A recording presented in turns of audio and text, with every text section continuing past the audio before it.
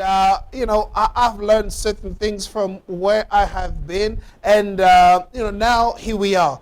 We're looking in our country today, or we're looking forward how things are moving in our country. And I can clearly say that unless we do something,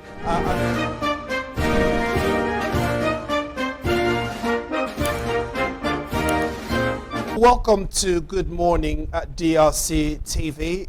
We are very happy to be able to bring this, if you like, talk or share some of this information with you. But let me just ask you before I go on, if you have not yet subscribed to this channel, then please subscribe to this channel and give us a thumbs up and let us have your comments. One of the reasons why I do these videos is just basically to talk to Congolese around the world, wherever you may be. Now, I do know that some of you it is a French-speaking country, but you can imagine I'm doing this in English, and I'm doing it in the Democratic Republic of Congo. The reason why I do this is basically to allow as many people as possible who find it very difficult sometimes to follow the news in Lingala or in French, simply because they've lived outside for many years, or your children who are born in the diaspora who don't understand either of the language. Now, one of the things we're supposed to do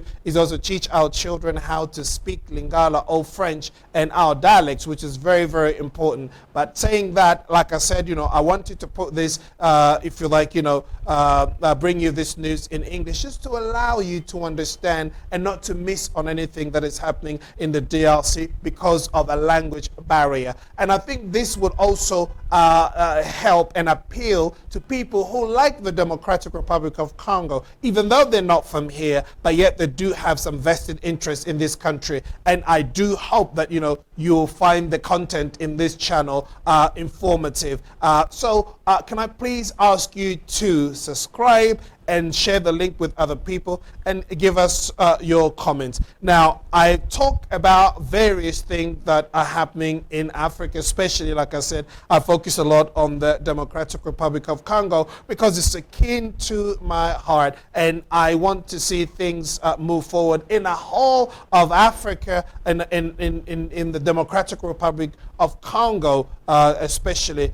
Reason being simply is because this country for the past 60 years has has been forgotten. It was pretty much like a jungle. It's like a one-man rule. It's like a country of a strong man. Now, if you are not strong, if you are not a strong man in this country, then the likelihood of you actually making it is actually slim. So that's one of the reasons why, as I stand, here, I just want to appeal to you wherever you may be, just to know and understand that it is very, very important for us to have times like this where we can actually talk and share our thoughts and share our minds together and exchange ideas about our country. You've learned certain things certainly from where you are, and I've learned certain things from where I have been,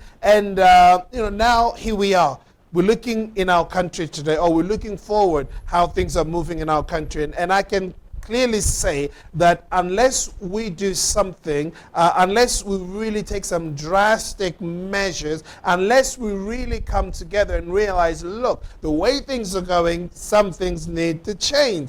And unless we change those things, then I tell you that development is going to be, the near future here is going to be very, very tough. Now, when you look at what is happening in the world, you have technology that is so advanced, and now we're talking about AI, and this is in other parts of the world. And, the world, if you like, is going to be so competitive that if we don't have that edge, if we don't have the skill set, if we don't have that mind, if we don't have the skills, it's going to be tough. It's going to be tough. And, obviously there will be a lot of things will happen as a result of the revolution in technology. But where is our technology today? The massive, or if you like, the brain drain that has taken place in the whole of Africa and also in the Congo here just means that, we don't really have a lot in terms of manpower, in terms of brains that will actually cause us to take that leap into, if you like, the kind of future that, we envisage. Now, before we even get to that future, we need to envisage that future for ourselves. But when you see what is unfolding and what is happening every day, you find out that, a lot that happens here is just people just want to have something to eat, put something in their mouth. They fight. It's a hassle. Every day people are just hustling, just to get by. Like the budget, the budget that we currently have. 10 million is the budget for a huge country like this, which is 80 times the size of Belgium and 6 times the size of France. You can't not. And the average person here, like they say, lives on $2 or less.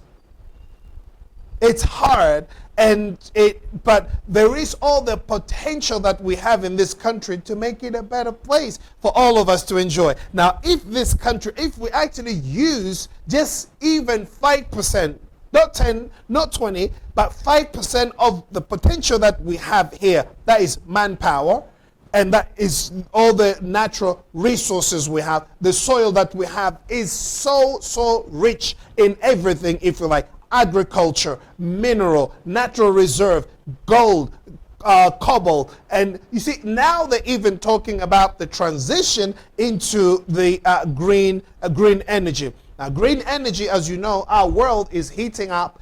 It has been for decades, and now they're saying that there ain't going to be any future for any of us unless we actually slow down the if you like, the warming process.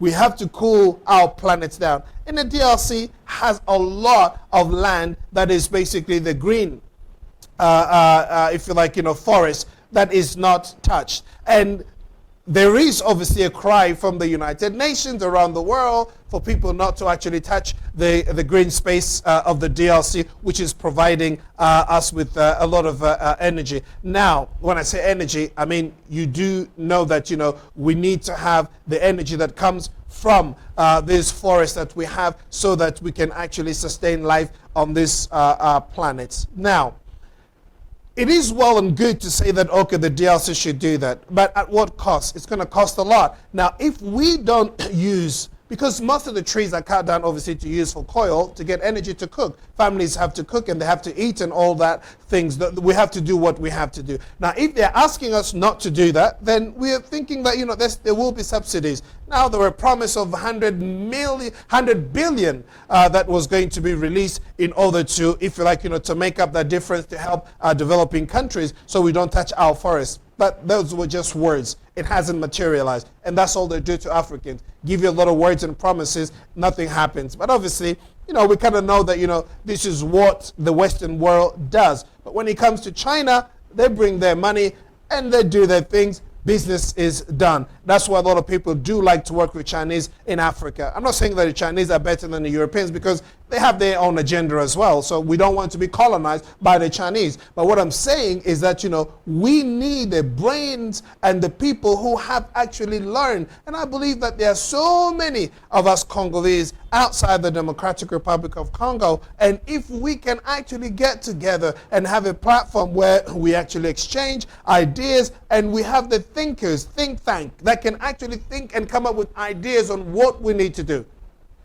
Now, I know for the past that, there are people, fractions, that, but not connected, but isolated in different places around the globe, that are always thinking of what they need to do for their own country. I appreciate that, and I know that's a good thing to do, but we must pull ourselves together and find a place. When I say a place, a platform, something that will bring us together so that we can be able to talk just for the time being, even if it is just talking and sharing ideas about our country, about our democracy, about our policies, about our, what politics do we have? What are the things that we're imagining for our country? Look, things are not going to be the way they are in 5 years' time. With the new revolution of the robotic world that we're going into, it's changing everything the way we know it. So we need to think about, where do we want to see ourselves? Now, I know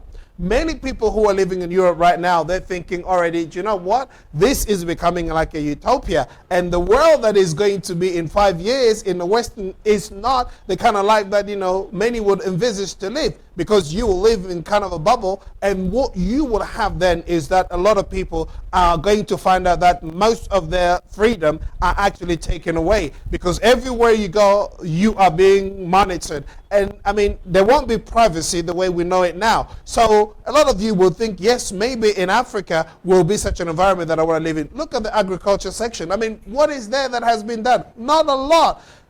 If I tell you that most of the 90% of the food that is consumed in this country comes from overseas, yet we have soil that we can actually use to grow our own food, our own crops, and we can eat from our own produce. But we're not doing that. I tell you, less than 1% of our own food come from here, and less than 1% of the population are actually doing agriculture. And if there is any agriculture being done, this is, if you like, it probably in old technology, if you like. There's never been any technology here, but it is very old system that has always been using power. Now people have moved into machinery. People are using technology nowadays to grow crops and to grow food, but we're still doing that. I mean, you will break your back from 6 in the morning until dawn just really to finish a space of maybe not even an acre of land, just to to till the ground. That is, if you like, outdated. We need new technology, but you need people that will train others. You need people that will invest in that domain. So what I'm doing here, and I'm just saying and putting a word out to many of you Congolese who are out there, whatever your field may be, I am encouraging you. This is your country. This is your nation.